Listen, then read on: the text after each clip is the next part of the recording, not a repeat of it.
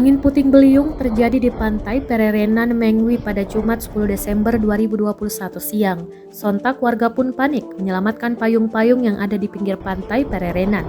Fenomena angin puting beliung itu sempat diabadikan oleh warga hingga videonya viral di sejumlah akun media sosial. Tampak dalam video angin berputar dari bibir pantai lalu bergerak ke arah bangunan warung di pinggir pantai tersebut. Akibatnya, atap warung berterbangan, sementara sejumlah warga berlarian menjauhi areal warung tersebut.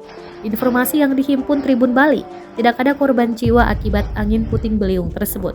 Hanya saja, pemilik warung mengalami kerugian material. Babin Kamtimas Desa Pererenan, Aibtu Simade Rai Sucipta, saat dikonfirmasi membenarkan hal tersebut. Rai Sucipta menyebut angin puting beliung terjadi pada siang hari. Dijelaskan angin puting beliung mengakibatkan atap warung warga mengalami kerusakan.